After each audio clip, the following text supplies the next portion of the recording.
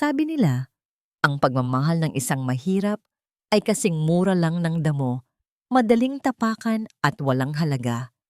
5 taon na ang nakalilipas, itinapon ni Doña Consuelo sa mukha ko ang 5 milyong piso kapalit ng aking dangal, habang ang anak ko ay nag-aagaw buhay sa operating room.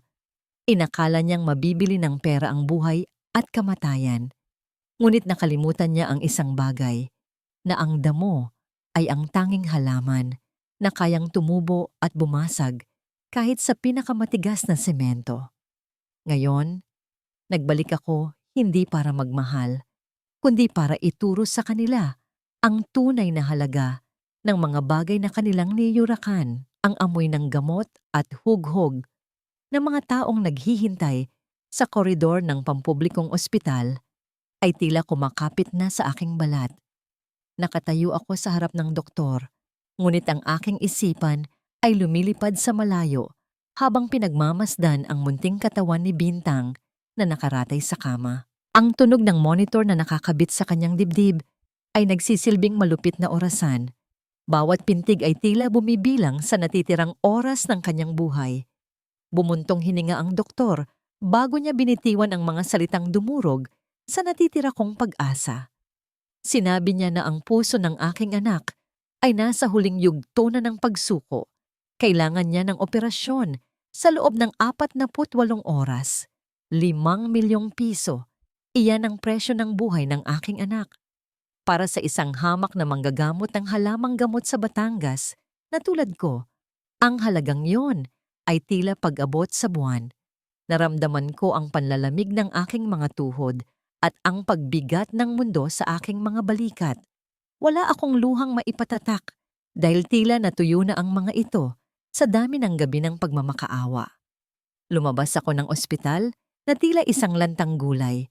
Sinubukan kong ibenta ang huling alaala ni Inay, ang kanyang antigong singsing, sa isang sanglaan sa kanto. Ngunit tiningnan lamang ako ng may-ari na may halong pangungutya. Ang halagang inalok niya ay hindi pa sapat para bumili ng isang disenteng kabaong, lalo na para sa isang operasyon sa puso. Napaupo ako sa gilid ng bangketa. Yakap ang aking sarili habang ang init ng araw ay tila lalong nagpapabigat sa aking kalooban. Ganito na lang ba ang halaga namin? Isang basura na pwedeng tawaran at itapon? Sa gitna ng aking kawalan ng pag-asa, isang itim na sasakyan na kumikislap sa ilalim ng araw ang dahan-dahang huminto sa aking harapan. Hindi bumukas ang pinto. Dahan-dahan lamang na bumaba ang bintana sa likuran. Sapat lang upang makita ko ang isang pares ng matang matatalim na nakatago sa likod ng mamahaling salamin. Si Doña Consuelo Villarreal, ang may-ari ng ospital at ang babaeng kinatatakutan ng lahat.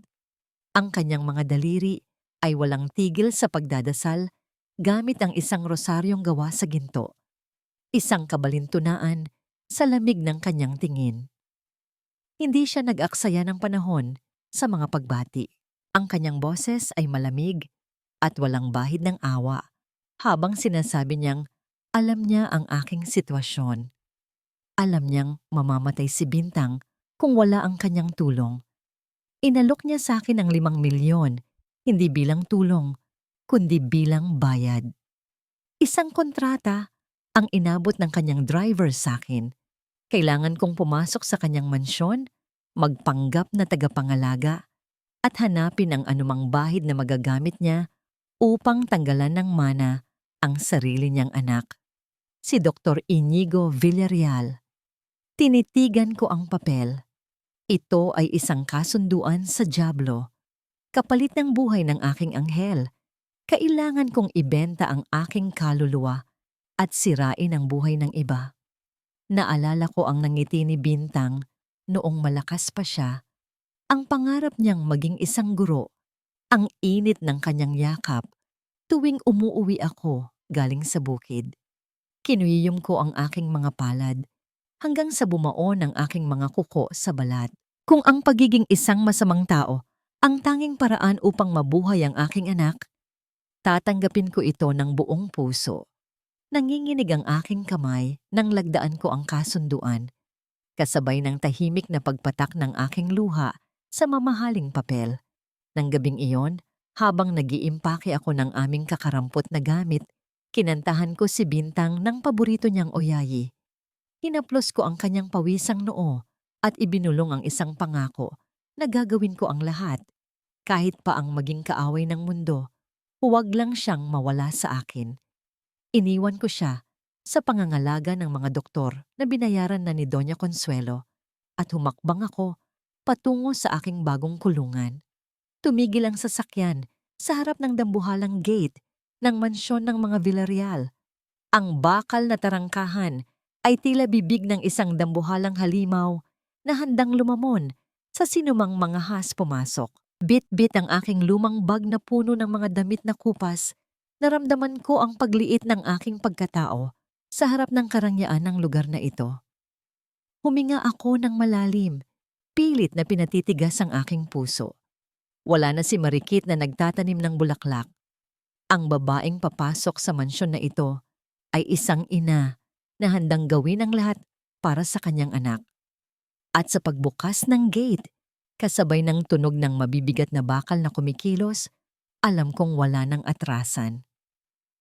Ang silid na ibinigay sa akin ng mayordomo ay nasa pinakadulong bahagi ng mansyon, sa tabi ng bodega, kung saan tinatambak ang mga lumang kagamitan. Pagpasok ko pa lamang, sinalubong na ako ng amoy ng alikabok at kulob na hangin na tila ba dekada nang hindi nasisikatan ng araw. Walang bintana ang kwarto, tanging isang maliit na bentilasyon na nagbibigay ng kakarampot na liwanag. Inilapag ko ang aking lumang bag sa sahig na gawa sa kahoy at umupo sa manipis na kutsyon ng kama. Ito ang aking magiging tahanan, ang aking selda. Habang naghihintay na dugtungan ni Doña Consuelo ang buhay ng aking anak. Pinilit kong huwag umiyak dahil ang bawat luhang papatak ay tanda ng kahinaan at sa lugar na ito, ang mahihina ay kinakain ng buhay. Upang mapakalma ang aking nagwawalang dibdib, lumabas ako sa likod bahay kung saan matatagpuan ang isang malawak na hardin. Ngunit hindi ito tulad ng mga hardin sa Batangas na puno ng buhay at kulay. Ang hardin ng mga Villarreal ay tila isang sementeryo ng mga halaman. Maayos ang pagkakalandscape, ngunit walang kaluluwa. Napadako ang aking paningin sa isang paso ng orchids na nalalanta na ang mga dahon. Kusa akong nilapitan ng aking mga paa at dahan-dahang hinaplos ng aking mga daliri ang tuyot na lupa. Nakaramdam ako ng awa sa halaman na tila ba nararamdaman nito ang lamig ng mga taong nakatira sa loob ng mansyon. Akmang bubungkalin ko ang lupa upang bigyan ito ng hangin nang biglang may dumagundong na boses mula sa aking likuran. Ang boses ay malalim, malamig, at puno ng awtoridad na nagpatindig sa aking mga balahibo. Who gave you the right to touch my plants? Napapitlag ako at mabilis na humarap. Sa beranda ay nakatayo ang isang lalaking matangkad, nakasuot ng puting polo na nakatupi hanggang siko. Ang kanyang mukha ay kasing gwapo ng mga rebulto sa simbahan, ngunit ang kanyang mga mata ay singdilim ng gabi.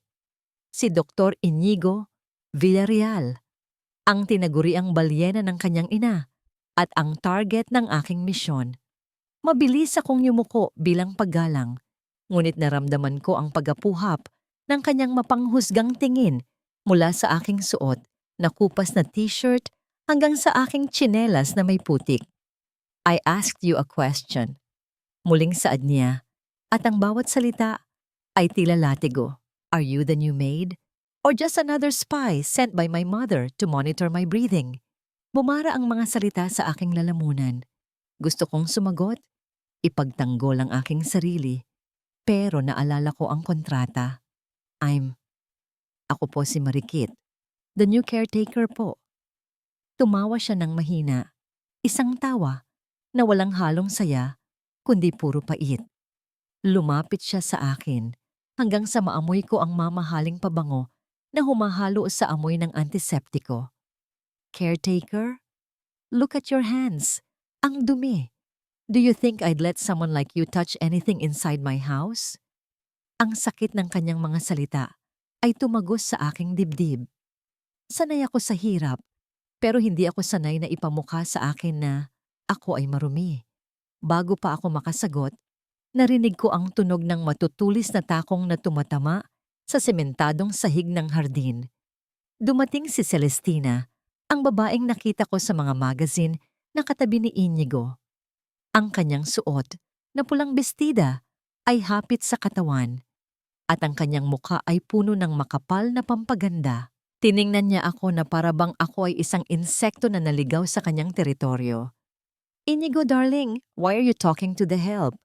Malambing ang boses ni Celestina kay Inigo, ngunit nang bumaling siya sa akin, ang kanyang mga mata ay puno ng kilabot na pagkasuklam.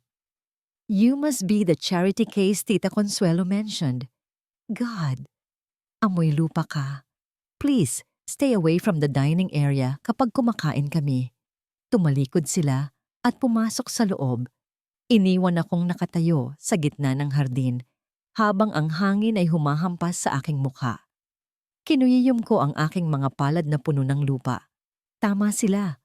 Amoy lupa ako. Pero ang lupang ito ang bumubuhay samantalang ang kanilang mundo ay puro plastik at lason. Nang gabing iyon, sinunod ko ang utos ni Doña Consuelo. Kailangan kong makapasok sa opisina ni Inigo upang hanapin ang mga dokumento tungkol sa plano niyang ibenta ang ilang shares ng ospital.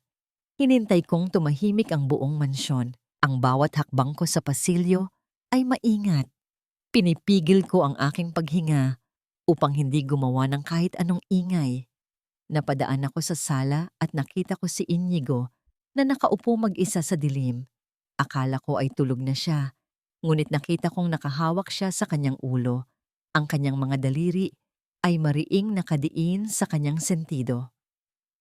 Ang kanyang katawan ay nanginginig sa sakit at may bahagyang ungol ng paghihirap na lumalabas sa kanyang bibig. Sa sandaling iyon, nawala ang imahe ng aroganteng doktor. Ang nakita ko ay isang lalaking wasak, nag-iisa at nasasaktan. Gusto ko sanang lumapit upang alukin siya ng tsaa para sa sakit ng ulo, ngunit naalala ko ang kanyang mga insulto kanina. Tumalikod ako at nagpatuloy sa aking misyon. Nakarating ako sa pinto ng kanyang opisina. Dahan-dahan kong pinihit ang seradura. Hindi ito nakakandado. Pumasok ako sa loob at sumalubong sa akin ang amoy ng lumang libro at kape. Mabilis kong hinalughog ang mga papeles sa ibabaw ng kanyang mesa. Ang aking puso ay tumitibok ng mabilis sa aking lalamunan. Nanginginig ang aking mga kamay habang binubuklat ang mga folder. Nakita ko ang isang folder na may tatak na confidential. Ito na siguro yon. Akmang kukunin ko na ito nang biglang may narinig akong yabag ng mga paa sa labas ng pinto. Mabibigat na hakbang na papalapit ng papalapit. Natigilan ako at tila naging yelo ang aking buong katawan. Wala akong matataguan. At pagkatapos, dahan-dahang umikot ang seradura ng pinto. Ang pinto ay nagsimulang bumukas ng dahan-dahan at ang liwanag mula sa pasilyo ay unti-unting pumapasok sa madilim na kwarto. Papalapit sa kinalalagyan ko. Bumuhos ang adrenaline sa aking dugo nang makita kong gumalaw ang seradura ng pinto. Sa takot na mahuli, mabilis akong sumiksik sa ilalim ng dambuhalang mesa na gawa sa mahogany. Ang aking puso ay tila gustong kumawala sa aking dibdib sa lakas ng pagkabog nito. Ngunit pinilit kong pigilin ang aking paghinga. Ang tanging naririnig ko ay ang mabibigat na yabag ng sapatos na pumasok sa silid at ang pagsara ng pinto na nagkulong sa aming dalawa sa loob. Mula sa aking pinagtataguan, nakita ko ang pares ng itim na sapatos ni Dr. Villarreal na naglakad patungo sa istante ng alak.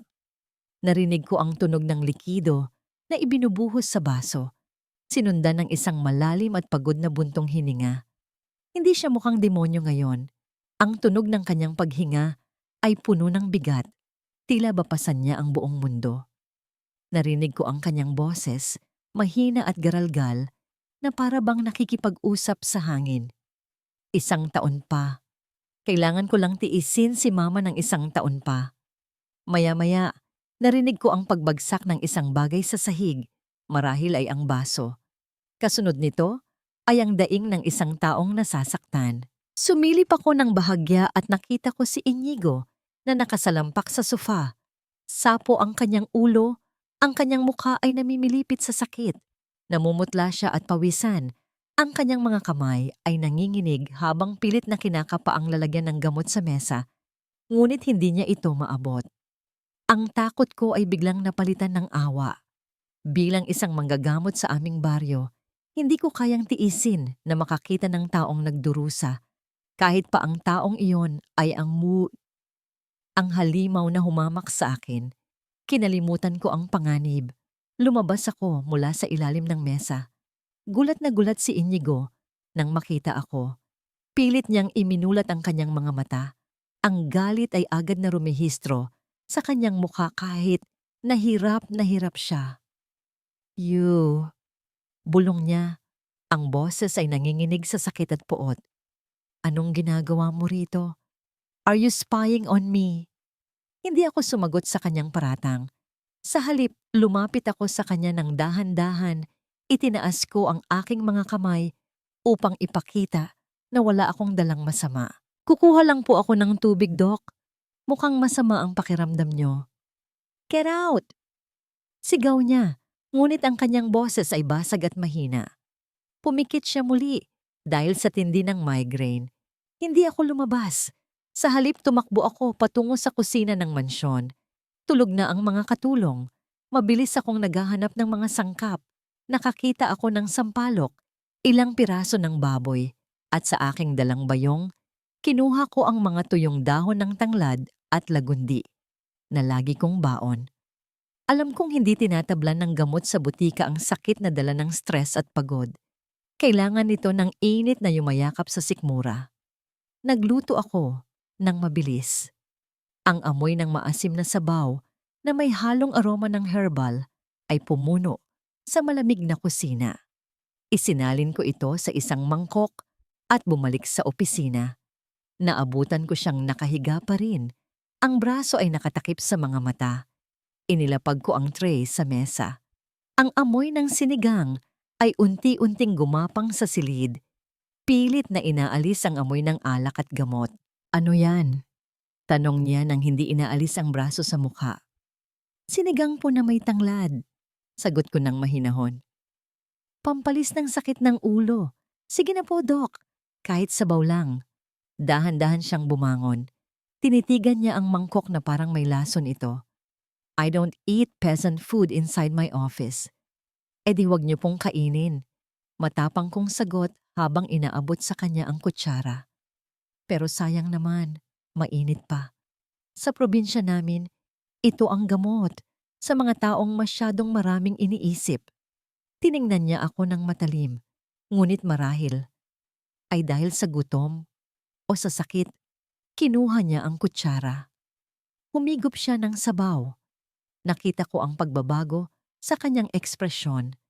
Ang pagkunot ng kanyang noo ay dahan-dahang nawala. Ang init ng sabaw ay tila humaplos sa kanyang naninigas na mga ugat.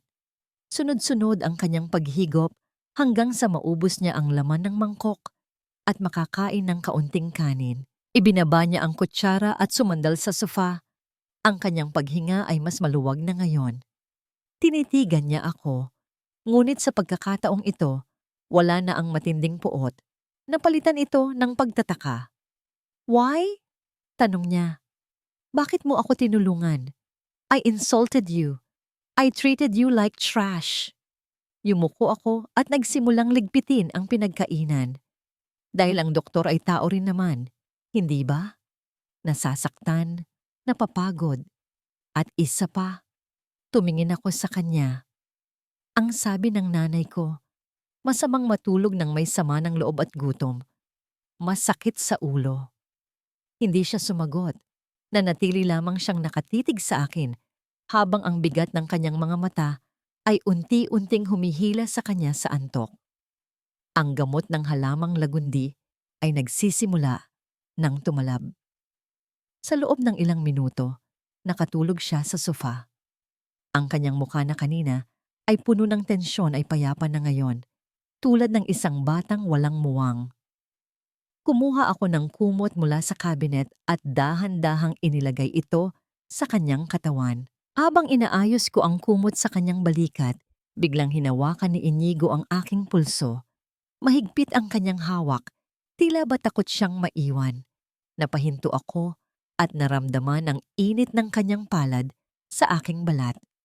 Sa kanyang pagtulog, kumunot ang kanyang noo at isang mahinang bulong ang lumabas sa kanyang mga labi. Isang salitang puno ng pangungulila na hindi ko inaasahang marinig mula sa isang lalaking tila bato ang puso. Mama, wag. Naramdaman ko ang pagkirot ng aking dibdib. Ang lalaking kinatatakutan ng lahat ay isa lamang palang batang naghahanap ng kalinga ng isang ina. Isang bagay na ipinagkait sa kanya ng babaeng nagbayad sa akin upang sirain siya.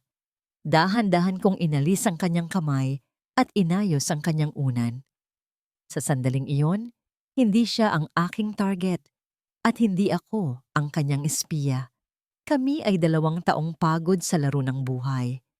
Lumabas ako ng opisina ng tahimik, ngunit hindi pa man ako nakakahakbang palayo. Tumunog ang aking telepono na nakatago sa bulsa ng aking palda. Ang pangalan ni Doña Consuelo ang nakarehistro sa screen. Mabilis akong nagtago sa likod ng isang malaking haligi sa pasilyo at sinagot ang tawag. Marikit, ang boses ni Doña Consuelo ay malamig at walang paligoy-ligoy. Anong ginagawa niya? May nakuha ka na bang impormasyon? Napatingin ako sa pinto ng opisina kung saan natutulog ng mahimbing si Inigo. Naalala ko ang kanyang paghawak sa aking kamay, ang kanyang pagtawag sa kanyang ina. Humigpit ang hawak ko sa telepono. Wala po, senyora. Pagsisinungaling ko at ang aking puso ay kumabog sa takot. Natutulog lang po siya. Wala siyang tinatagong dokumento dito. Mukhang malinis po ang inyong anak. May sandaling katahimikan sa kabilang linya bago siya sumagot. Siguraduhin mo lang, Marikit, ang buhay ng anak mo ay nakasalalay sa katapatan mo sa akin. Continue monitoring him. Binaba niya ang tawag. Napasandal ako sa pader at napabuga ng hangin. Nanginginig ang aking mga tuhod sa ginawa kong pagsisinungaling sa babaeng may hawak ng buhay ni Bintang. Akmang babalik na ako sa aking kwarto nang mapansin ko ang isang anino sa dulo ng madilim na pasilyo. Nakatayo doon si Celestina, nakahalukip-kip, at kahit madilim, kitang-kita ko ang kislap ng kanyang mga mata na nakatuon sa akin. Narinig niya ba ang lahat? Hindi siya nagsalita. Ngumiti lamang siya, isang ngingiting hindi umabot sa kanyang mga mata, bago siya tumalikod at naglaho sa dilim. Naiwan akong nakatayo doon, at sa unang pagkakataon, naramdaman kong may mas mapanganib pa kaysa kay Doña Consuelo sa loob ng bahay na ito. Ang kaba sa aking dibdib ay higit pa sa dagundong ng kulog noong mga sandaling iyon. Kanina lamang, tumawag ang aking tiyahin na nagbabantay kay Bintang. Tumakas daw ang aking anak mula sa maliit na paupahang kwarto malapit sa ospital at nagpumilit na pumunta sa akin. Sa takot na makita siya ni Doña Consuelo o ni Celestina, dali-dali ko siyang itinago sa tanging lugar sa mansyon na walang pumupunta, ang lumang greenhouse sa likod bahay. Ngayon, nakaupo si Bintang sa gitna ng mga naglalakihang paso ng ferns at monsteras. Ang kanyang maputlang mukha ay binabahid ng pawis at ang kanyang paghinga ay mababaw, ngunit may ngiti sa kanyang mga labi habang hinahawakan ng isang bulaklak. Sinabihan ko siyang huwag gagawa ng kahit anong ingay habang kumukuha ako ng tubig, ngunit ang tadhana ay sadyang mapaglaro. Habang pabalik ako, narinig ko ang pamilyar at mabibigat na hakbang ng sapatos sa sementadong sahig ng hardin. Nanigas ang aking buong katawan. Si Inigo, bakit siya naririto? Hindi siya pumupunta sa greenhouse. Dahan-dahan akong sumilip sa siwang ng pinto at ang nakita ko ay halos magpatigil ng aking puso. Nakatayo si Dr. Villarreal sa harap ng aking anak. Ang matangkad niyang anino ay tumatakip sa maliit na katawan ni Bintang. Inasahan kong sisigaw siya, magagalit, o tatawagin ang mga gwardya upang kaladkarin kami palabas. Inihanda ko na ang aking sarili na lumuhod at magmakaawa. Ngunit hindi yun ang nangyari. Nakita kong lumuhod si Inigo upang maging kapantay ang mukha ng aking anak. Ang kanyang ekspresyon na palaging matigas at malamig ay napalitan ng isang emosyon na hindi ko pa nakikita sa kanya, pagkamangha. "You shouldn't be here, little one," ang sabi niya sa Ingles. Ngunit malambot ang tono ng kanyang boses. "This is a place for sad plants, not for children." Sa halip na matakot, ngumiti si Bintang. Ang kanyang inosenteng mga mata ay tumitig sa gwapong mukha ng doktor. "Hindi naman pumalungkot ang mga halaman, Mr. Giant." Sabi po ni nanay, nalulungkot lang sila kapag walang kumakausap sa kanila. Gaya ng tao. Natigilan si Inigo. Tila tinamaan siya ng sinabi ng bata. Dahan-dahan niyang inabot ang isang dahon ng nalalantang orkidya. "My mom used to talk to them, but she stopped a long time ago, kaya siguro namatay na sila." "Pwede naman pong buhayin ulit," sagot ni Bintang ng may buong pag-asa. Hinawakan niya ang malaking kamay ni Inigo gamit ang kanyang maliliit at nanginginig na mga daliri. "Kailangan lang po ng dilig at pagmamahal." Sa sandaling iyon, nakita ko ang pagguho ng pader na nakapalibot sa puso ni Inigo. Hinayaan niyang hawakan ng isang estrangherong bata ang kanyang kamay. Ang kamay na sanay humawak ng scalpel at maghiwa ng utak, ngayon ay hawak ng isang anghel na may sakit sa puso. Isang kakaibang init ang gumapang sa aking dibdib. Ito ang Inigo na itinago niya sa mundo. Hindi ko na napigilan ang aking sarili at kusa akong lumabas sa aking pinagtataguan. "Dok!" Ang tawag ko ng mahina. Handa nang tanggapin ang kanyang galit. Mabilis na lumingon si Inigo. Nang makita niya ako, at pagkatapos ay tumingin siya kay Bintang, mabilis na nagdugtong ang mga impormasyon sa kanyang isipan. Tumayo siya at inayos ang kanyang damit. Pilit na ibinabalik ang kanyang maskara ng pagiging istrikto. "Anak mo?" tanong niya. Ngunit wala ang talim na inaasahan ko. "Opo. Pasensya na po, Doc. Tumakas po siya." Hindi ko po sinasadya. Mabilis kong paliwanag. Ang boses ko ay nanginginig sa takot. Paalisin ko na po siya agad. Tiningnan niya si Bintang na ngayon ay hinihingal na dahil sa pagod. Nakita ng kanyang mata bilang doktor ang pamumutla ng bata at ang pangingitim ng mga labi nito. Bumuntong hininga siya ng malalim at umiling. "Don't move her yet," utos niya. "She's tired. Hayaan mo muna siyang magpahinga dyan. I won't tell anyone." Bago pa ako makapagpasalamat, nagsalita muli si Bintang. Ang kanyang boses ay mahina na, ngunit puno pa rin ng kuryosidad. "Kayo po ba ang prinsipe?" Kumunot ang noo ni Inigo at napatingin sa bata. "Prince?" "Opo," sagot ni Bintang sabay turo sa akin. "Sabi kasi ni nanay, nasa loob siya ng kastilyo ng halimaw. Pero mukha naman po kayong prinsipe. Kayo po ba ang magliligtas sa nanay ko?" Namula ako sa hiya at gusto kong lamunin ang lupa. Tumingin sa akin si Inigo. Sa unang pagkakataon, nakita ko ang isang maliit na ngiti sa gilid ng kanyang mga labi, isang tunay na ngiti na umabot sa kanyang mga mata. "I'm not a prince, kid," sagot niya habang nakatingin sa akin ng makahulugan. "But maybe, I'm not the monster either." Tumalikod siya at naglakad palabas ng greenhouse. Iniwan kaming mag-ina na may dalang kakaibang pag-asa. Mabilis kong niyakap si Bintang. Ang aking mga luha ay pumatak sa kanyang buhok. Salamat sa Diyos. Salamat sa munting himala. Ngunit ang kapayapaan sa mansyon na ito ay laging panandalian lamang. Sa loob ng kwarto ni Inigo, pumasok si Celestina habang wala ang may-ari. Ang kanyang mga mata ay parang agila na naghahanap ng anumang bagay na maaari niyang gamitin. Habang naglalakad siya sa tabi ng kama, may naapakan siyang matigas na bagay sa makapal na carpet. Yumuko siya at pinulot ito. Isang mumurahing hair clip na kulay rosas, may disenyo ng paru-paro.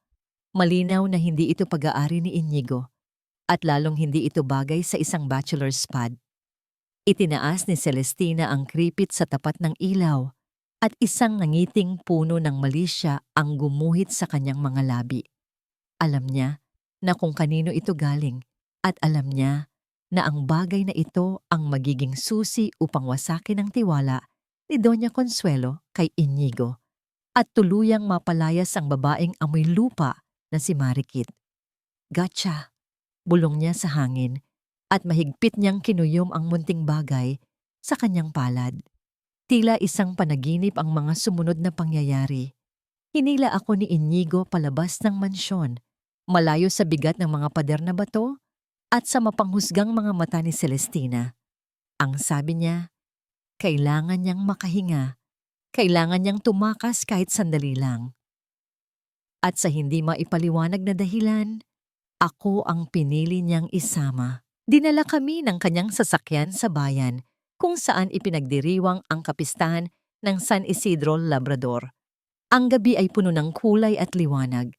Ang mga banderitas na nakasabit sa bawat poste ay sumasayaw sa ihip ng hangin, habang ang amoy ng inihaw na baboy, matamis na kakanin, at usok ng barbecue ay humahalimuyak sa buong plaza. Napakaraming tao, siksikan, maingay, at masaya. Ito ang mundong kinalakihan ko, ang mundong kinamumuhian ng mga Villarreal dahil sa dumi at ingay nito. Ngunit para kay Inigo, ito ay tila isang bagong planeta na ngayon lang niya natuklasan. Naglakad kami sa gitna ng dagat ng mga tao. Nakita ko ang pagkabigla ng ilan ng makilala nila ang sikat na doktor na naglalakad katabi ng isang hamak na katulong. Ang mga bulungan ay parang mga bubuyog na umaaligid sa aming mga tainga. Narinig ko ang salitang desperada at ginto na ikinakabit sa aking pangalan. Yumuko ako. Pilit na itinatago ang aking mukha sa likod ng aking buhok. Hiyang-hiya sa aking suot na kupas na blusa habang siya ay naka-polo shirt na halatang mamahalin. Biglang may humablot sa aking braso. Isang lalaking lango sa alak na may mapupulang mata at amoy serbesa ang hininga. Ang humarang sa akin. Ang kanyang nangiti ay tabingi at puno ng malisya. "Uy, Miss Ganda!" Garalgal niyang bati habang hinihila ako palapit sa kanya. "Magkano ba ang presyo mo? Baka kaya kitang bayaran. Mas mura siguro kaysa dyan sa doktor na kasama mo." Nanigas ako sa takot at kahihiyan. Gusto kong pumalag ngunit ang higpit ng kanyang hawak ay nagdulot ng kirot sa aking braso. Bago pa ako makagsalita, isang malakas na kamay ang humawi sa lalaki. Hindi ko narinig ang pagtama ng kamao, ngunit nakita ko na lamang ang pagtumba ng lalaki sa sementadong kalsada. Nakatayo si Inigo sa aking harapan. Ang kanyang dibdib ay mabilis na tumataas baba at ang kanyang mga mata ay nagliliyab sa galit. Tila isang dragon na nagising mula sa mahabang pagkakahimbing, handang sunugin ang sinumang mga has na saktan ng kanyang pag-aari. "She is not for sale," mariing wika ni Inigo. Ang kanyang boses ay mababa, ngunit puno ng babala na nagpatahimik sa mga usisero sa paligid. "She is with me. At kung hahawakan mo siya ulit, sisiguraduhin kong sa ospital ang bagsak mo." Hinila niya ako palayo sa gulo. Ang kanyang kamay ay mahigpit na nakahawak sa aking palad. Hindi kami huminto hanggang sa makarating kami sa isang tahimik na bahagi ng baybayin, malayo sa ingay ng piyesta. Ang tanging naririnig na lamang ay ang paghampas ng alon sa batuhan at ang aming mabilis na paghinga. Binitiwan niya ako at humarap sa dagat. Nakita ko ang pagbabataas ng kanyang balikat habang pilit niyang pinapakalma ang kanyang sarili. "Pasensya na po, Doc." Bulong ko. Nakayuko. "Dahil sa akin, napalaban kayo." Lumingon siya at tinitigan ako ng matagal. Sa ilalim ng liwanag ng buwan, Nawala ang tapang sa kanyang mukha at napalitan ito ng pagod. It's not your fault, Marikit. I hate it when people treat others like objects. Naupo kami sa buhanginan. Sa unang pagkakataon, nagkwento siya hindi bilang isang doktor, kundi bilang isang tao.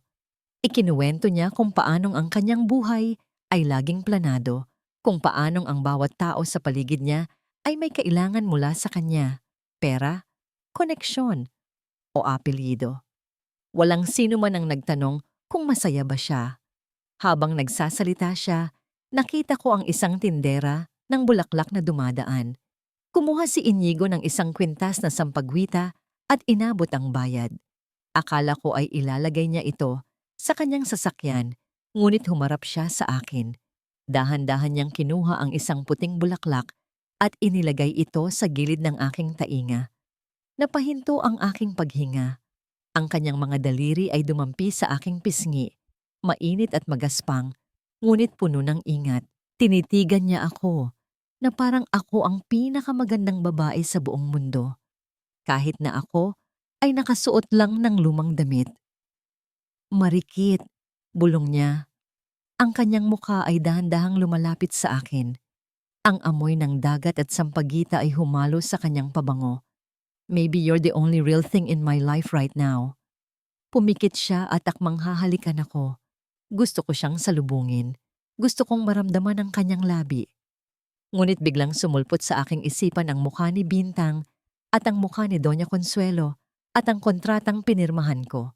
Ako ay isang kasinungalingan, isang espiya na binayaran upang sirain siya. Umiwas ako ng tingin at dahan-dahang umatras. Dok, wag po. Hindi po tama. Natigilan siya at tila natauhan. Mabilis siyang lumayo at tumikhim, inaayos ang kanyang sarili. Ang katahimikan sa pagitan namin ay naging mabigat, puno ng mga salitang hindi masabi at damdaming kailangang pigilan. Let's go home, malamig niyang yaya, ngunit inalalayang niya akong tumayo. Sa dilim, hindi namin napansin ang kislap ng isang kamera mula sa malayo. Isang anino ang nakangisi habang tinitingnan ang litrato namin. Si Inigo na hinahawakan ng aking mukha, isang ebidensya ng iskandalo na wawasak sa lahat. Tahimik ang aming biyahe pabalik sa mansyon, ngunit ang katahimikan ay nabasag nang makarating kami sa driveway. Nakakalat sa sementadong daanan ang aking mga damit. Ang aking lumang bag ay nakataob at ang mga gamot ni Bintang ay nagkalat sa lupa. Nakatayo sa beranda si Doña Consuelo, nakaupo sa kanyang silyang gawa sa nara, habang si Celestina ay nakatayo sa kanyang likuran na may ngiting tagumpay. Bumukas ang pinto ng kotse at lumabas si Inigo, gulat na gulat. Ma, what is this? Tumingin sa akin si Doña Consuelo. Ang kanyang mga mata ay walang awa, tulad ng isang hukom na nagpapataw ng parusang kamatayan. Sa kanyang kamay, hawak niya ang litrato namin sa piyesta na kinuha kanina lamang. Get your things, Marikit, utos ni Doña Consuelo. Ang boses ay matalim pa sa patalim. And get out. Tapos na ang palabas mo. Nanginig ang aking tuhod at napaupo ako sa lupa. Iniisa-isa kong pinulot ang mga gamot ng anak ko habang ang ulan ay nagsisimulang pumatak kasabay ng pagguho ng aking mundo. Hindi natuloy ang aking pag-alis ng gabing iyon.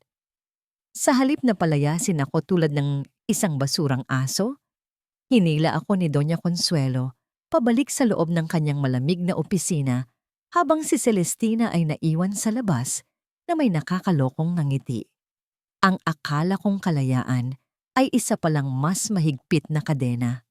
Ipinakita sa akin ni Doña Consuelo ang screen ng kanyang telepono, isang mensahe mula sa ospital na nagsasabing ang operasyon ni Bintang ay naka-schedule na bukas ng umaga. Ang kanyang boses ay parang yelo na gumagapang sa aking gulugod habang ibinibigay niya ang kanyang huling utos. Hindi sapat ang mag-espiya.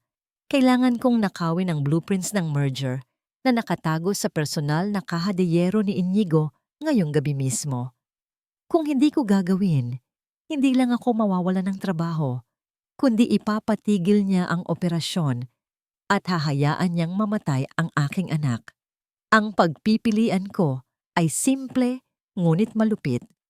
Ang maging taksil sa lalaking nagparamdam sa akin ng halaga o maging berdugo ng sarili kong anak. Lumabas ako ng opisina na tila isang bangkay na naglalakad. Ang bigat ng aking konsensya ay halos dumurog sa aking mga buto. Pagdating ko sa private quarters ni Inigo, sinalubong ako ng isang tanawin na lalong dumurog sa aking puso. Ang silid ay hindi madilim tulad ng dati. Sa halip, ang paligid ay naiilawan ng maliliit na kandila na nagbibigay ng mainit at kulay ginto na liwanag. Sa gitna ng silid, may nakahandang maliit na mesa na may masasarap na pagkain, steak, wine at mga prutas. Si Inigo ay nakatayo sa tabi nito, hindi bilang ang aroganteng doktor, kundi bilang isang lalaking naghihintay sa kanyang minamahal. Nang makita niya ako, ang kanyang mga mata ay kuminang nang mas maliwanag pa sa mga kandila. Lumapit siya at hinawakan ang aking nanginginig na mga kamay. "I thought Mama sent you away." Bulong niya na may halong takot at ginhawa. Buti na lang nandito ka pa. I wanted tonight to be special, Marikit. No cameras, no gossip, just us.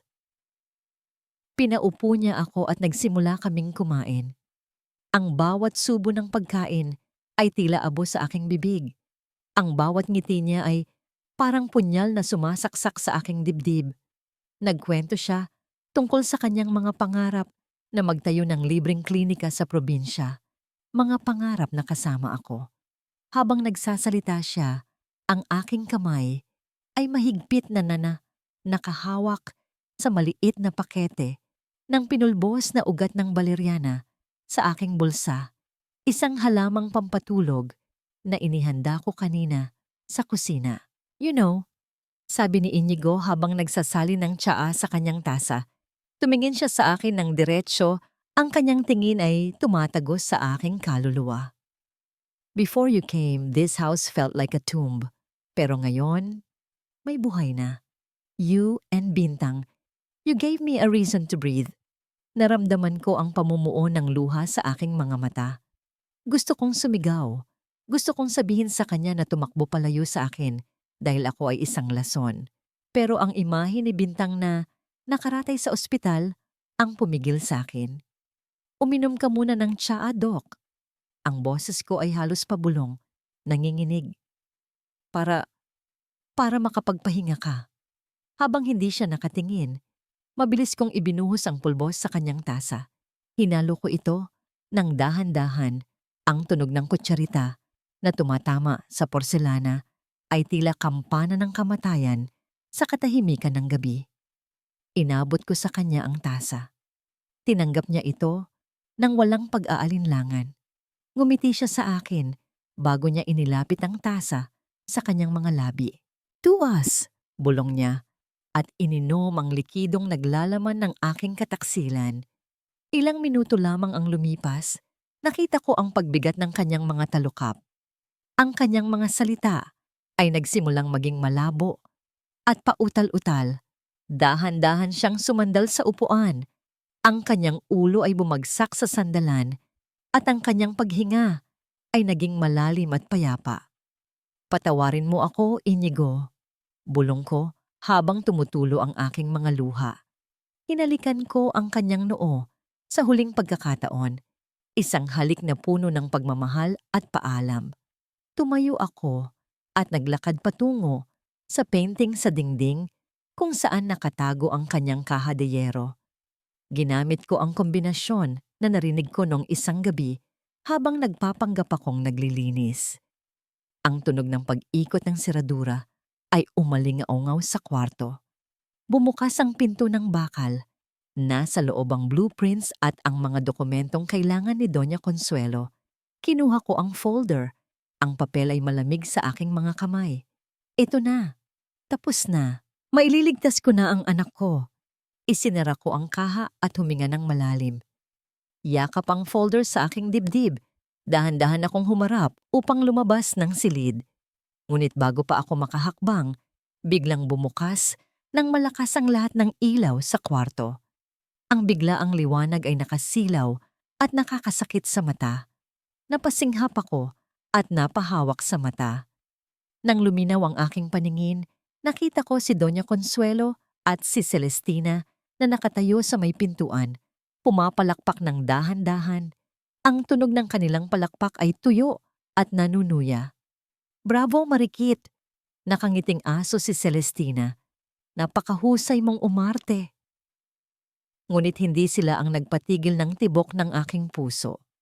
Sa likuran ko, narinig ko ang paggalaw ng upuan, ang tunog ng tela na kumikis-kis sa kahoy.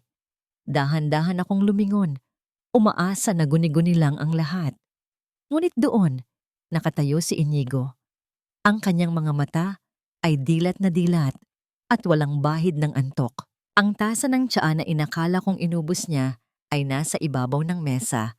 Halos puno pa at hindi ginalaw. Wala na ang lambing sa kanyang mukha. Wala na ang Inigo na naglagay ng bulaklak sa aking buhok. Ang nakatayo sa harap ko ay ang balyena na muling nabuhay. Malamig, galit at higit sa lahat, wasak. Tiningnan niya ang folder na yakap-yakap ko at pagkatapos ay tumingin sa aking mga mata. "I trusted you." Ang boses niya ay basag, puno ng sakit na mas malalim pa sa anumang sugat. "Akala ko ikaw ang pahinga ko. Yun pala ikaw ang patalim." Nabitawan ko ang folder. Ang mga papel ay nagkalat sa sahig, tulad ng mga piraso ng aming nasirang tiwala, habang ang mundo ko ay tuluyan nang gumuho sa aking paanan. Ang mga salita ni Inigo ay hindi sumigaw, ngunit ang bigat nito ay tila isang malaking bato na dumagan at dumurog sa aking dibdib. Ang folder ay kumawala sa aking mga kamay. Ang mga papel ay nagsabog sa sahig na parang mga tuyong dahon sa taglagas. Bawat isa ay isang piraso ng aming nasirang tiwala. Hindi ako makahinga. Ang hangin sa silid ay biglang naging makapal at mabigat, at ang mga eleganteng kasangkapan sa paligid ay tila mga aninong humuhusga sa akin. "Binigyan kita ng pagkakataon, Marikit." Patuloy ni Inigo. Ang kanyang boses ay garalgal sa pinaghalong sakit at galit. "Alam ko na ang lahat mula pa noong nakita ko si Bintang sa greenhouse, pero hinintay ko. Hinintay kong ikaw mismo ang magsabi sa akin ng totoo. Umasa ako na mas mahalaga ako sa'yo kaysa sa pera ng nanay ko." Bago pa ako makahanap ng mga salitang sasabihin, humakbang si Celestina. Itinaas niya ang kanyang telepono at may pinindot sa screen. Sa katahimikan ng gabi, umalingaw-ngaw ang isang malamig at pamilyar na boses. Ang aking boses. Ang boses ko mula sa gabi ng aming kasunduan ni Doña Consuelo. Malinaw na malinaw. Nakikipagtawaran para sa buhay ng aking anak. 5 milyon, Senyora. Gagawin ko po ang lahat. Ang bawat salita ay parang asido na tumutunaw sa natitira kong dangal. Tumingin ako kay Inigo. Ang sakit sa kanyang mga mata ay unti-unting napalitan ng isang bagay na mas masakit pa sa galit. Pandidiri. Para bang ngayon lang niya nakita ang tunay kong pagkatao. Isang babaeng nabibili. Isang estrangherang walang pinagkaiba sa lahat ng taong gusto siyang gamitin. Ang lahat ng lakas sa aking katawan ay biglang naglaho. Bumagsak ako sa sahig. Ang aking mga tuhod ay tumama sa malamig na marmol. Hindi ko na ininda ang sakit. Gumapang ako palapit sa kanya, hindi para humingi ng tawad, kundi para magmakaawa. Wala na akong pakialam sa pag-ibig, sa tiwala o sa aking sarili. Ang tanging mahalaga ay si Bintang. "Inigo, parang awa mo na." Pagmamakaawa ko, ang aking mga luha ay malayang dumadaloy sa aking pisngi. Ang pera, ang anak ko, mamamatay siya bukas kung hindi maooperahan. Hindi siya kumilos. Nanatili siyang nakatayo na parang isang estatwang yelo. Isang tuyo at walang buhay na halakhak ang narinig ko mula kay Doña Consuelo. Lumapit siya at tiningnan ako mula sa itaas, na para bang ako ay isang uod na gumagapang sa kanyang paanan. Kawawang marikit, anya na may ngiting mapang-asar. Nabigo ka. Akala mo ba ganoon kadali lokohin ang anak ko? At dahil nabigo ka sa misyon mo, tumingin siya sa kanyang katulong. Tumawag ka sa ospital, ipakancel mo ang operasyon, wala nang 5 milyon, wala nang tulong, tapos na ang laro. Isang matinding kirot ang sumabog sa aking dibdib, mas masakit pa sa isang bala. Ang kanyang mga salita ay isang hatol ng kamatayan para kay Bintang. Sa gitna ng aking pagkasira, isang kakaibang tapang ang biglang bumuhay sa akin. Dahan-dahan kong pinunasan ang aking mga luha. Tumayo ako mula sa sahig. Ang aking mga binti ay nanginginig, ngunit determinado. Hinarap ko si Inigo. Tinitigan ko siya ng diretso sa kanyang mga mata na ngayon ay puno na ng galit at pagkasuklam. May karapatan kang kamuhian ako, Inigo. Ang boses ko ay kalmado ngunit puno ng bigat. May karapatan kang isumpa ako habang buhay, pero huwag mong hayaang patayin ng nanay mo ang anak ko. Huwag mong hayaang ang galit mo sa akin ang maging dahilan ng pagkamatay ng isang inosenteng bata. Isang mahabang katahimikan ang namayani. Tinitigan niya ako. Ang kanyang panga ay naninigas. Ang kanyang mga kamao ay nakakuyom. Nakita ko ang digmaan sa loob ng kanyang mga mata, ang pag-ibig na naging puot, ang awa na nilalamon ng pagkadismaya. At pagkatapos, dahan-dahan siyang tumalikod sa akin. Ang simpleng pagtalikod na yon ay ang pinakamasakit na sampal na natanggap ko sa buong buhay ko. Ito ang kanyang sagot. Ito ang kanyang hatol. Hinayaan niya akong mag-isa sa gitna ng unos na sila mismo ang gumawa. Palabasin niyo na yan. Malamig na utos ni Doang Consuelo sa mga gwardya. Kinaladkad ako palabas ng mansyon. Hindi na ako pumalag. Ang aking katawan ay manhid na. Ang aking kaluluwa ay pagod na. Nang marating namin ang gate, nagsimulang bumuhos ang malakas na ulan. Tila nakikidalamhati sa aking sinapit. Habang nakatayo ako sa gitna ng bagyo, basang-basa at walang patutunguhan, naramdaman ko ang pag-vibrate ng aking telepono sa bulsa. Nanginginig kong kinuha ito, isang mensahe mula sa ospital. Ang mga salita ay malabo dahil sa mga patak ng ulan, ngunit malinaw ang mensahe. Mrs. Dimagiba, pasensya na po. Kinansela na ng Villarreal Foundation ang funding. Kung hindi po kayo makakapagbayad sa loob ng 1 oras, mapipilitan po kaming tanggalin ang life support ni Bintang. 1 oras. Ang mga salita ay umalingaw-ngaw sa aking isipan. 1 oras na lang ang natitira sa buhay ng aking anak. Itinaas ko ang aking ulo at tumingin sa langit na puno ng kidlat at kulog. At sa gitna ng malakas na buhos ng ulan, tumakbo ako. Tumakbo ako ng walang direksyon. Ang tanging alam ko lang ay kailangan kong makahanap ng himala sa loob ng 60 minuto bago pa man tuluyang kunin ng tadhana ang tanging bagay na nagbibigay kahulugan sa aking buhay. Ang bawat patak ng ulan na tumatama sa aking mukha ay tila maliliit na karayom na sumasabay sa kirot ng aking puso. Tumatakbo ako sa gitna ng kalsada, basang-basa. Ang putik ay kumakapit sa aking mga paa. Hindi ko na alam kung saan ako pupunta. Ang tanging alam ko lang ay kailangan kong makarating sa ospital. Kailangan kong mayakap si Bintang kahit sa huling pagkakataon. Nang makarating ako sa billing section ng ospital, ang aking damit na tumutulo at ang aking buhok na gusot-gusot ay nagdulot ng pandidiri sa mga taong naroroon. Ngunit wala na akong pakialam sa kanilang mga tingin. Hinarap ko ang babae sa counter. Ang aking boses ay nanginginig at basag. Miss, parang awa mo na. Ang anak ko po, si Bintang Dimagiba. Tiningnan lamang ako ng babae mula ulo hanggang paa. Ang kanyang mukha ay walang ekspresyon. Wala na po kayong oras, ma'am. Hindi po kami pwedeng mag-operate ng walang bayad. Inilabas ko ang aking lumang pitaka. Ang laman nito ay ilang pirasong barya at ang huling litrato naming mag-ina. Itinapon ko ang lahat sa ibabaw ng counter. Ito lang po ang pera ko, pero magbabayad po ako. Luluhod po ako sa inyo. Gagawin ko po ang lahat. Umiling lamang ang babae at akmang tatawagin na ang gwardya. Sa sandaling iyon, ang lahat ng pag-asa ay tila tuluyang nawala sa aking sistema. Napasigaw ako.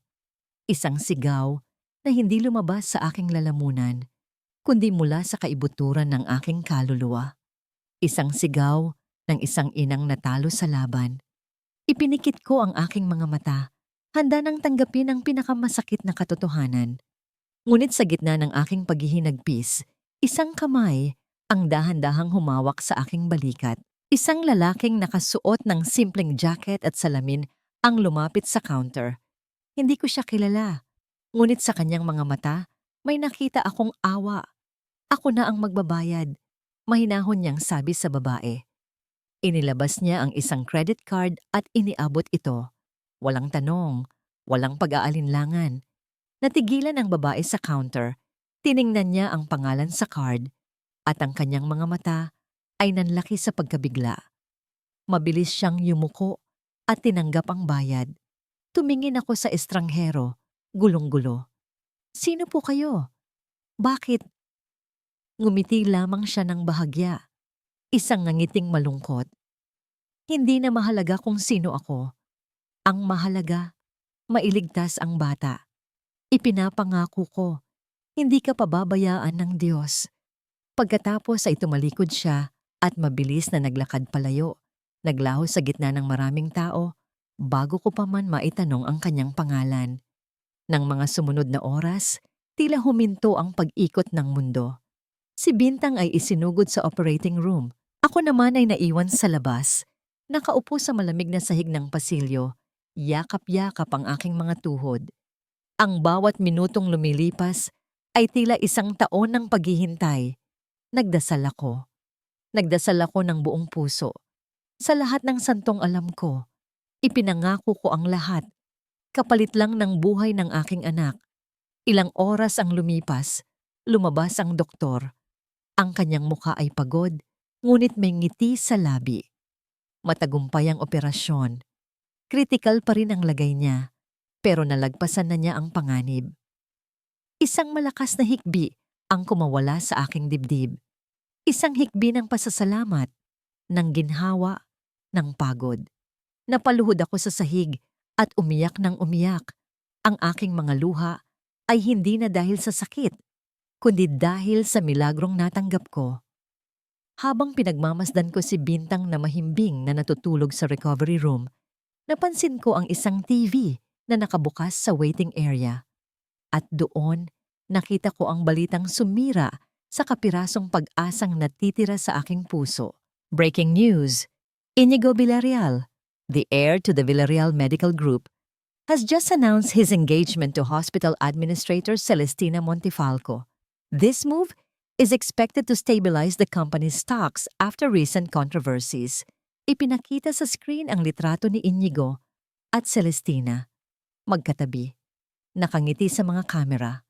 Ang mga mata ni Inigo ay walang buhay. Ngunit ang kanyang kamay ay nakahawak sa baywang ni Celestina. Isang kasunduan, isang sakripisyo para sa pamilya, isang pagtalikod sa akin. Naramdaman ko ang panlalamig na gumapang sa aking buong katawan. Naiintindihan ko na ngayon. Ang pagtalikod niya kanina ay hindi lang paghatol sa akin, kundi pagpili sa kanyang tungkulin. Pinili niya ang kanyang pamilya. Pinili niya ang kanyang apelyido. Dahan-dahan kong hinubad ang kwintas na sampagita na nakasabit pa rin sa aking leeg. Ang huling alaala ng aming gabi sa piyesta. Amoy lupa na ito at lanta na ang mga bulaklak. Naglakad ako patungo sa basurahan sa dulo ng pasilyo at walang pag-aalinlangang itinapon ito. Habang bumabagsak ang kwintas sa gitna ng mga basura, isang pangako ang binitiwan ko sa aking sarili. Ang marikit na umibig at umasa ay namatay na ngayong gabi. Ang babaeng mabubuhay mula ngayon ay isang ina na lalaban, hindi para sa pag-ibig, kundi para sa katarungan. Kinaumagahan, habang natutulog pa si Bintang, dahan-dahan ko siyang binuhat mula sa kama. Binalot ko siya sa kumot. Hindi ako nagpaalam sa mga doktor. Tumakas kami. Sumakay ako sa unang bus na paalis ng Maynila, pabalik sa probinsya. Walang laman ang aking bulsa, ngunit puno ng determinasyon ang aking puso. Babalik kami. Babalik kami sa Maynila. At sa aming pagbabalik, luluhod ang mga Villarreal sa aming paanan. Hindi para humingi ng tawad, kundi para magbayad. 5 taon. Sa haba ng panahong yon, maraming pwedeng mangyari. Ang isang sugat ay pwedeng maghilom at maging peklat. Ang isang binhi ay pwedeng tumubo at maging isang matatag na puno. At ang isang babaeng tinapakan at niyurakan ay pwedeng bumangon mula sa putik at maging isang reyna. Ang babaeng pumasok sa boardroom ng Villarreal Medical Group ay hindi na si Marikit na amoy lupa at may mga kalyo sa palad. Ang babaeng ito ay nakasuot ng isang puting-puting power suit na tila hinulma sa kanyang katawan. Ang kanyang buhok ay maayos na nakapusod at ang kanyang mukha ay may magaang pampaganda na nagtatago sa lahat ng luhang pumatak 5 taon na ang nakalilipas.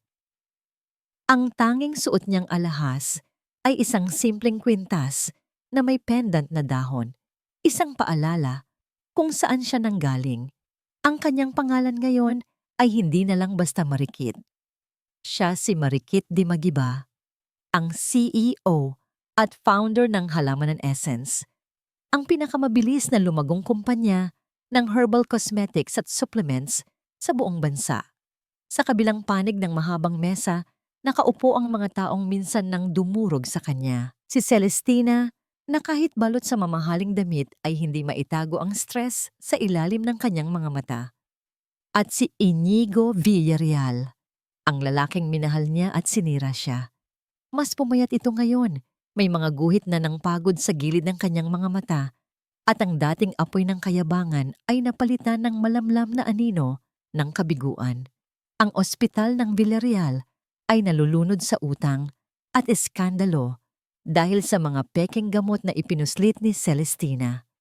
Ang kanilang huling pag-asa ay ang makipag-partner sa Halamanan Essence upang maibalik ang tiwala ng publiko. Ngunit hindi nila alam na ang babaeng may hawak ng kanilang kaligtasan ay ang babaeng minsan na nilang itinapon sa gitna ng bagyo.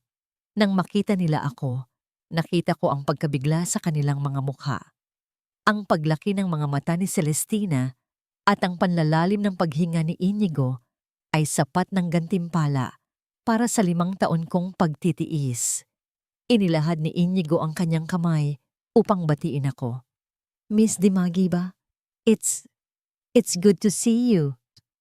Ang kanyang boses ay nag-aalangan, puno ng mga emosyong hindi niya masabi. Tinitigan ko ang kanyang kamay. Ang kamay na minsan ko nang hinawakan, ang kamay na tumalikod sa akin. Hindi ko ito tinanggap. Sa halip umupo ako sa kabisera ng mesa na para bang pag-aari ko ang lugar. Let's get straight to business, Dr. Villarreal. Malamig kong wika. Ang bawat salita ay pinag-aralan at walang bahid ng anumang personal na damdamin. My time is valuable. Natigilan siya at dahan-dahang ibinaba ang kanyang kamay. Ang kahihiyan sa kanyang mukha ay hindi maitago. Ipinresenta nila ang kanilang proposal. Nakinig ako ng walang kibo. Nang matapos sila, tumingin ako kay Inigo. Ang aking mga mata ay walang emosyon. I'm willing to help the hospital, sabi ko, na nagbigay ng kislap ng pag-asa sa kanilang mga mata. But on one condition. Anything. Mabilis na sagot ni Celestina, sabik na sabik. Ngumiti ako. Isang nangiting hindi umabot sa aking mga mata. I want you fired, Mrs. Villarreal. Napatayo si Celestina sa gulat. What? You can't do that. Oh, I can. Sagot ko habang inilalabas ang isang folder na naglalaman ng mga ebidensya ng kanyang korupsyon. And I will. Unless you want this to reach the media. Tumingin ako kay Inigo. So ano ang desisyon niyo, Doc? Ang isang kurakot na asawa o ang kinabukasan ng buong ospital? Hindi siya nakasagot. Tumayo ako at inayos ang aking damit. I'll wait for your decision. Tumalikod ako at naglakad palabas ng silid. Iniwan silang nagkakagulo sa loob. Pagdating ko sa parking lot, habang hinihintay ko ang aking driver, narinig ko ang kanyang boses na tumatawag sa aking pangalan. Marikit! Wait! Humarap ako. Tumakbo si Inigo palapit sa akin. Ang kanyang mukha ay puno ng pighati. Saan ka nagpunta? Tanong niya. Ang kanyang boses ay basag. 5 taon. 5 taon kitang hinanap. Isang mapait na nangiti ang gumuhit sa aking mga labi. Hinanap? Para saan, Inigo? Para tapakan ulit. Lumapit ako sa kanya. Ang aking boses ay isang mapanganib na bulong. Nanggaling ako sa impyernong pinagtulakan niyo ng nanay mo at natutunan kong maging demonyo para mabuhay. Akmang may sasabihin pa siya ng isang matamis na boses ang pumutol sa tensyon sa pagitan namin. Mami! Napalingon kaming dalawa. Papalapit sa amin ang isang magandang batang babae na nasa 10 taong gulang. Ang kanyang buhok ay mahaba at alon-alon at ang kanyang mga mata ay kasing ningning ng mga bituin. Malusog siya, masaya at puno ng buhay. Ang aking si Bintang. Natigilan si Inigo. Tiningnan niya si Bintang at pagkatapos ay tumingin sa akin. Nakita ko ang pagkabigla, ang pagkalito, at ang sakit sa kanyang mga mata habang pinagdurugtong niya ang mga piraso ng katotohanan. Yumakap sa akin si Bintang at tumingin kay Inigo nang may pagtataka. Sino po siya, Mami? Ang tanong ni Bintang ay nanatiling nakabitin sa malamig na hangin ng parking lot. Tinitigan ni Inigo ang aking anak. Ang kanyang mga mata ay naglalakbay mula sa ningning ng buhok nito hanggang sa hugis ng kanyang ngiti. Nakita ko ang sakit, ang pagsisisi at ang 10,000 tanong na namumuo sa kanyang isipan. Ang batang ito na puno ng buhay ay dapat sana'y naging bahagi ng kanyang mundo. Ngunit pinili niyang tumalikod 5 taon na ang nakalilipas. Hinawakan ko ng mahigpit ang kamay ni Bintang at marahan siyang hinila palayo. He's just an old acquaintance, anak. Let's go home. Hindi ako lumingon. Hindi ko na kailangang makita ang reaksyon niya. Ang bigat ng kanyang tingin na nakasunod sa aming likuran ay sapat na. Alam kong sa gabing iyon, hindi lang ang pagbabalik ko ang gumising sa kanya, kundi ang multo ng isang buhay na sanay sa kanya. Kinabukasan, ipinatawag kong muli ang Board of Directors. Ngunit sa pagkakataong ito, hindi lang ako basta nagbanta. Inilatag ko sa mesa ang isang komprehensibong plano para iligtas ang ospital. Isang plano na magsisimula sa paglilinis ng lahat ng kontratang pinasok ni Celestina. Ipinakita ko sa pamamagitan ng mga numero at datos kung paanong ang kanyang pamamahala ay dahan-dahang sinisira ang pundasyon ng Villarreal Medical Group. Ang aking bawat salita ay kalmado at propesyonal, ngunit ang mensahe ay malinaw. Ako ang may hawak ng baraha at ako ang magdidikta ng laro. Napasandal sa kanyang upuan si Doña Consuelo. Ang kanyang mukha ay namumutla habang nakikita niya ang pagbaliktad ng sitwasyon. Ang babaeng dati niyang binayaran para maging espiya ay ngayon ang may kapangyarihang magtanggal sa kanya sa sarili niyang kaharian. Desperado na si Celestina. Alam niyang sa oras na mawala si Inigo sa kanyang tabi, wala na siyang panangga. At ang desperadong tao ay gumagawa ng mga desperadong bagay. Kinagabihan, habang pauwi kami ni Bintang mula sa isang art class, isang puting van ang biglang humarang sa aming sasakyan. Bago pa man makapag-react ang aking driver, bumaba ang 2 lalaking nakamaskara. Ngunit hindi pa man sila nakakalapit sa pinto, 2 malalaking anino ang mabilis na lumabas mula sa sasakyan sa likuran namin.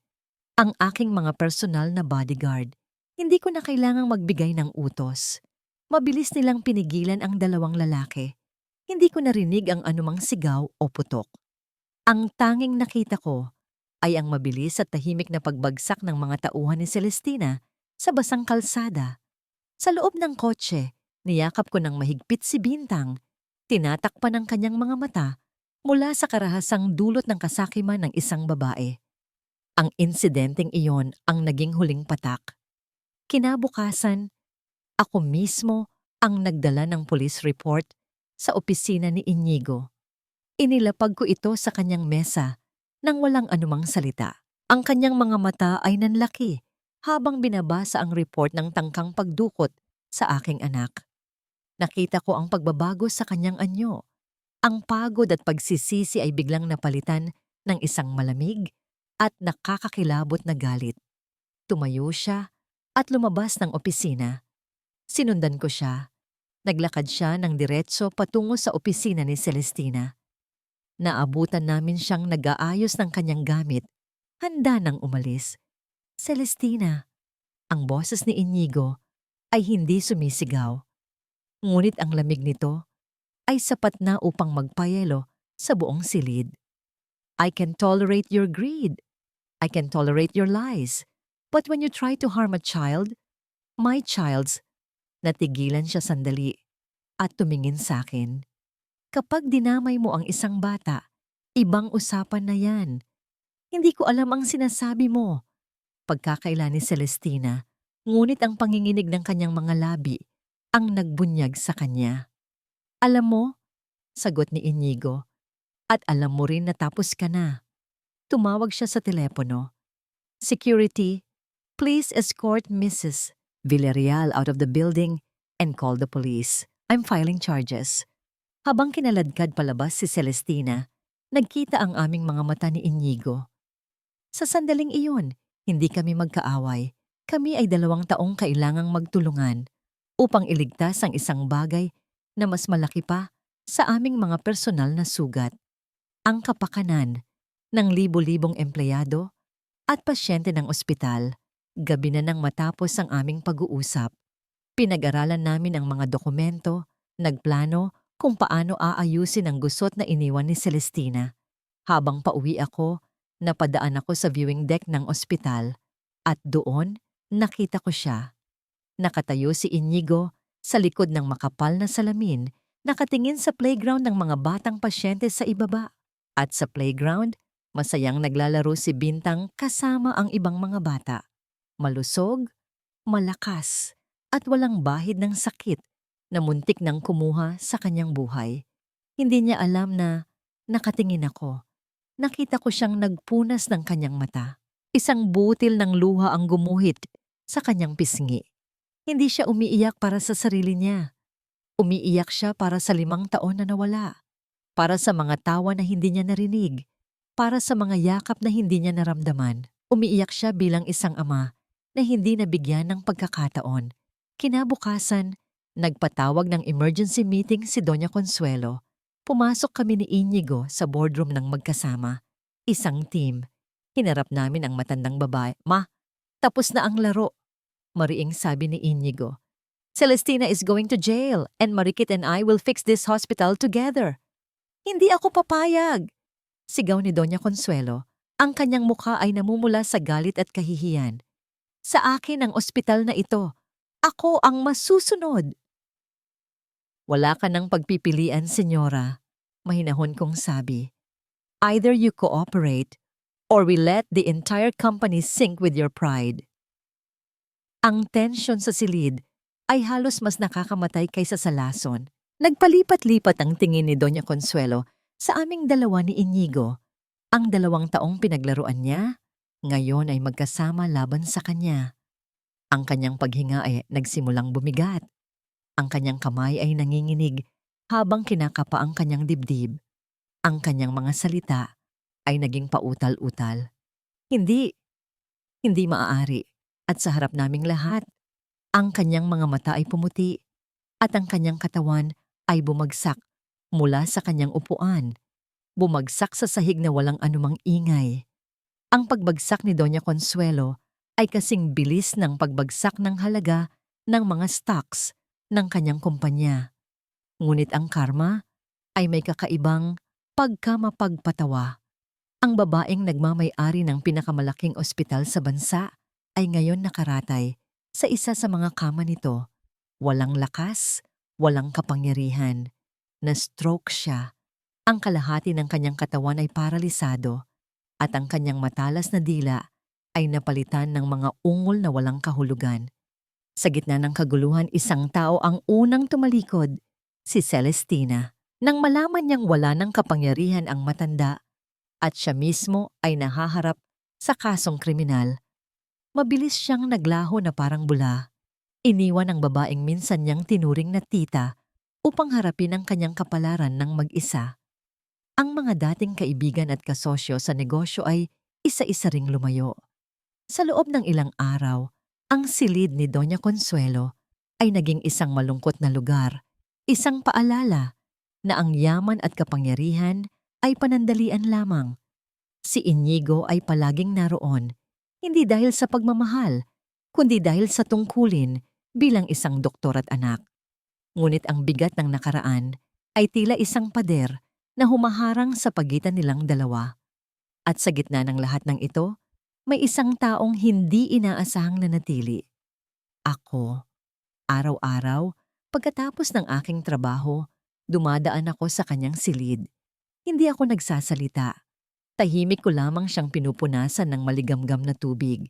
Tahimik kong sinusuklayan ang kanyang buhok na nagsisimula ng manipis. Tahimik kong inaayos ang kanyang unan. Ginagawa ko ito hindi dahil sa awa o pagpapatawad. Ginagawa ko ito dahil ito ang itinuro sa akin ng aking mga magulang, ang mag-alaga sa mga may sakit. Kahit pa ang taong iyon ang pinakamasamang kaaway mo. Ito ang aking paraan ng pagpapatawad sa aking sarili. Ang pagpapakita na hindi ako naging katulad niya. Isang gabi, habang inaayos ko ang kumot ni Doña Consuelo, isang lalaki ang pumasok sa silid. Siya ang estrangherong tumulong sa akin sa ospital 5 taon na ang nakalilipas. Ngayon, ay nakasuot siya ng maayos na damit at hindi na nakasalamin. Siya pala si Attorney David, ang personal na abogado at kanang kamay ni Inigo. Miss Di Magiba, bati niya ng may paggalang. Alam kong matagal na itong dapat ibigay sa'yo, pero ngayon lang ako nagkaroon ng lakas ng loob. May inabot siya sa aking isang makapal na brown envelope. Nang buksan ko ito, nakita ko ang mga bank statements, deed of sale, at mga resibo mula sa ospital. Ang lahat ay nakapangalan kay Inigo Villarreal. Noong gabing pinalayas ka, paliwanag ni David, alam kong hindi tama. Pero natakot ako sa kapangyarihan ni Doña Consuelo. Pero si Sir Inigo, hindi niya tiniis. Kinabukasan, ibinenta niya ang kanyang mamahaling sports car at ang kanyang condo unit sa Makati.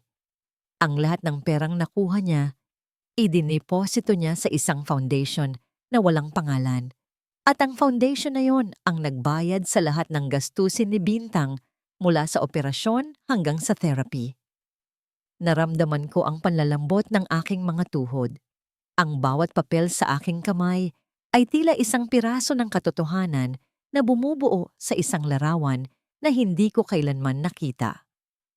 Ang engagement nila ni Celestina, patuloy niya ay isang kasunduan. Ipinangako ni Sir Inigo na hindi kanya hahanapin at pakakasalan niya si Celestina, kapalit ng pangako ni Doña na hindi kanya gagalawin at ang iyong anak habang buhay. It was his way of protecting you from afar. Ang mga luha ay nagsimulang mamuo sa aking mga mata. Ang galit na inipon ko sa loob ng 5 taon ay unti-unting natutunaw, napapalitan ng isang emosyon na mas masakit pa, pagsisisi. Hinusgahan ko siya, sinumpa ko siya, ngunit sa likod ng lahat, siya pala ang lihim na anghel na nagligtas sa amin. Siya ang nagsakripisyo, hindi ako. Nagpaalam si David, naiwan akong tulala. Sa gitna ng silid, yakap-yakap ang mga dokumento. Dahan-dahan akong lumingon kay Doña Consuelo. Nakatingin siya sa akin. At sa unang pagkakataon, nakita ko ang isang bagay sa kanyang mga mata na hindi ko pa nakikita dati. Isang butil ng luha ang pumatak mula sa sulok ng kanyang mata. Isang tahimik na pag-amin sa lahat ng kanyang kasalanan. Lumabas ako ng silid at tumakbo. Hindi ko alam kung saan ako pupunta. Ang tanging alam ko lang ay kailangan kong makita si Inigo. Nakita ko siya sa kanyang lumang opisina, ang lugar kung saan gumuho ang lahat. Nakaupo siya sa dilim, nakatalikod sa pinto. Walang imik akong pumasok. Nang maramdaman niya ang aking presensya, hindi siya lumingon. "David told you, didn't he?" Ang tanong niya. Ang boses ay pagod at walang buhay. Hindi ako sumagot. Sa halip, ang aking mga mata ay napadako sa isang maliit na bagay na nakalagay sa ibabaw ng kanyang mesa. Sa loob ng isang maliit na lalagyan na gawa sa salamin, isang lanta at putol na kwintas ng sampagwita. Ang kwintas na itinapon ko sa basurahan, 5 taon na ang nakalilipas. Pinulot niya ito. Itinago niya ito. Iyon na. Iyon na ang huling piraso ng katotohanan na bumasag sa natitirang pader sa aking puso. "I'm sorry," bulong ko. Ang aking boses ay basag sa pag-iyak. "I'm so sorry, Inigo." "Don't be," sagot niya, at sa wakas ay humarap siya sa akin. Ang kanyang mukha ay basang-basa rin sa luha. Ako dapat ang humingi ng tawad. I was a coward. Dapat ipinaglaban kita. Naglakad siya palapit sa akin. At sa gitna ng katahimikan ng gabi, niyakap niya ako. Isang yakap na puno ng 5 taon ng pangungulila, 5 taon ng pagsisisi, at 5 taon ng pagmamahal na hindi kailanman nawala. Ngunit bago pa man maghilom ang sugat, may isa pa siyang sinabi na muling nagpabigat sa aking dibdib. "But it's too late now, Marikit," bulong niya habang yakap ako. "I've already filed my resignation. Alis na ako.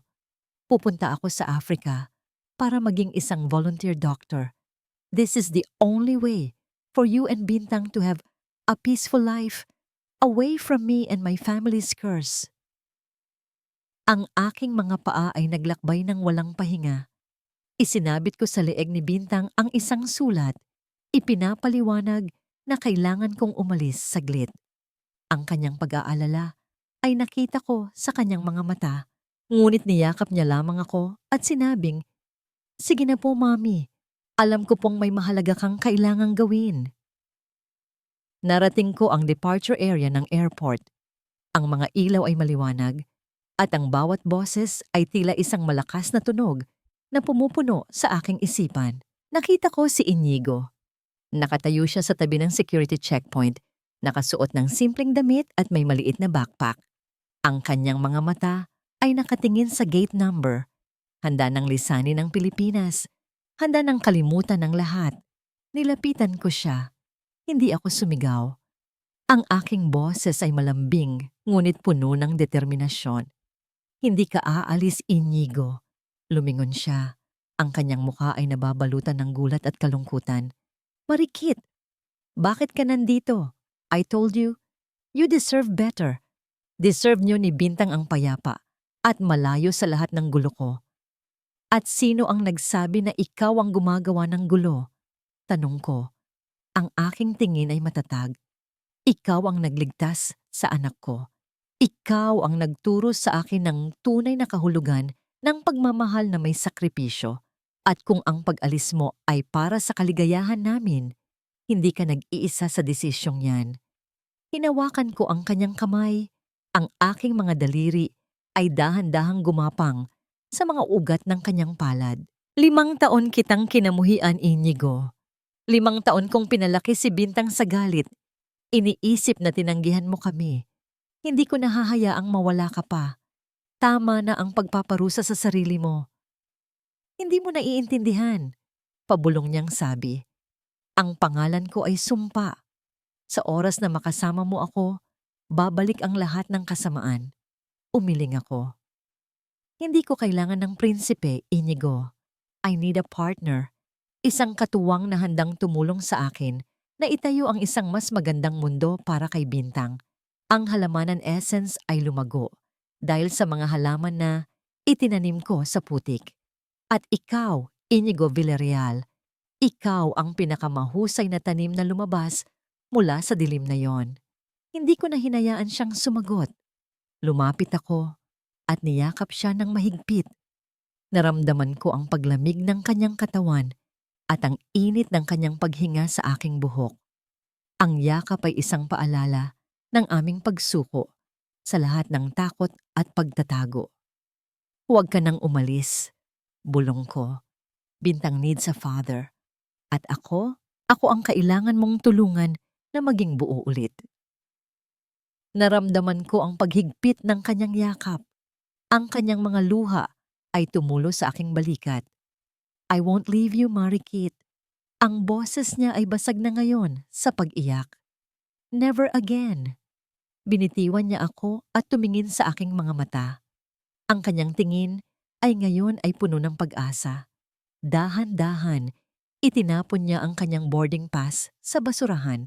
Hindi na siya magiging volunteer doctor sa Africa. Siya ay magiging isang doktor sa Pilipinas at higit sa lahat, magiging ama ni Bintang. Bumalik kami sa mansyon ni Inigo. Ito ay tahimik. Si Celestina ay nasa kulungan. Si Doña Consuelo ay nanatili sa ospital, patuloy na nagpapagaling. Sa hardin sa likod bahay, dinala namin ni Inigo si Bintang. Magkasama kaming nagtanim ng isang maliit na puno ng mangga. Ang lupa ay malamig at sariwa sa aming mga kamay. Mami, Tito Inigo, masayang sabi ni Bintang habang dinidiligan ang halaman. Dito na po ba titira ang puno? Tumingin kami ni Inigo sa isa't isa. Ngumiti siya. Lumuhod siya sa tabi ni Bintang at hinawakan ang kanyang balikat. Oo, Bintang, sagot ni Inigo. Ang kanyang boses ay puno ng pagmamahal na tila ba matagal nang nakatago. Titira ito dito at magiging matatag at magbibigay ng matamis na bunga. Gaya ng pamilya. Yumakap sa amin si Bintang. Sa sandaling iyon, ang 3 taong minsan ay malayo at sugatan ay naghilom sa yakap ng pag-asa at pagmamahal. Ito ang aming bagong simula, hindi ang katapusan. Ang aming pag-ibig ay muling isinilang, mas malakas, mas matibay, at mas tapat kaysa kailanman. 1 taon ang lumipas. Ang mansyon ng mga Villarreal ay hindi na ang malamig at tahimik na nitsyo na aking nakilala.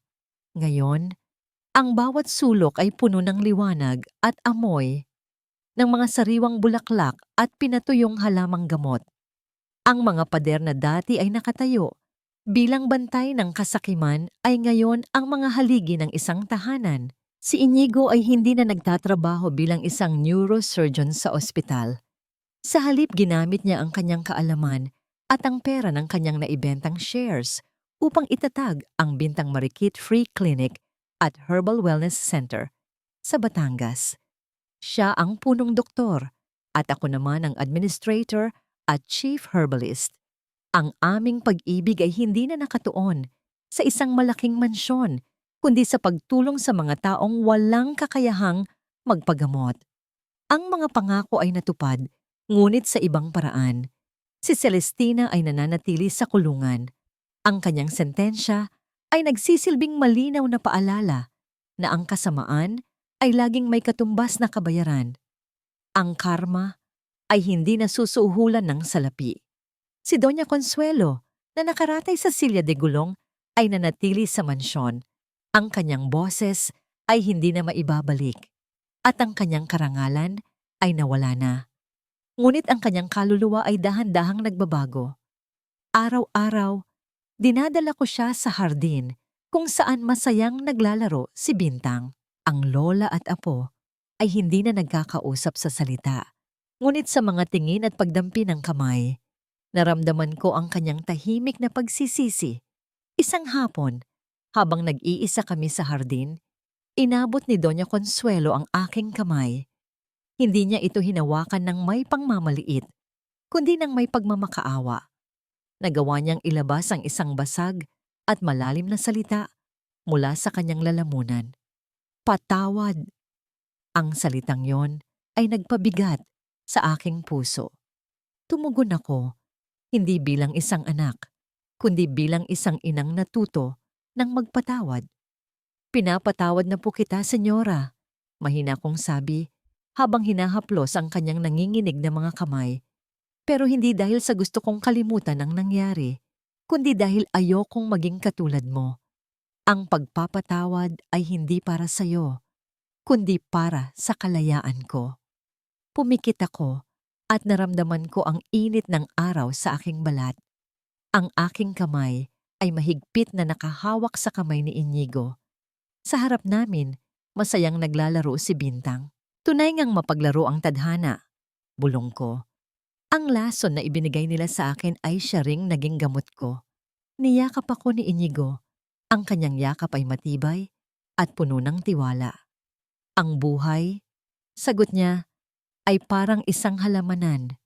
Mahal ko. Walang halaman ang nabubuhay nang walang ulan. Pero ang maganda, ang ulan ay lumilikha ng buhay at kulay sa mga tuyong lupa. Ang mga patak ng luha, ang paghihirap, ang sakit, at ang pagtataksil. Lahat ng iyon ay naging pataba sa aking pagbangon. At sa huling sandali ng kwento, naramdaman ko ang isang kapayapaan na mas matamis pa kaysa sa matamis na bunga ng manggang itinanim namin. Ang pag-ibig ay hindi lamang tungkol sa 2 taong nagmamahalan. Ito ay tungkol sa pag-ibig sa sarili, pag-ibig sa anak, pag-ibig sa kapwa, at ang kapangyarihan ng pagpapatawad na nagpapalaya sa ating kaluluwa.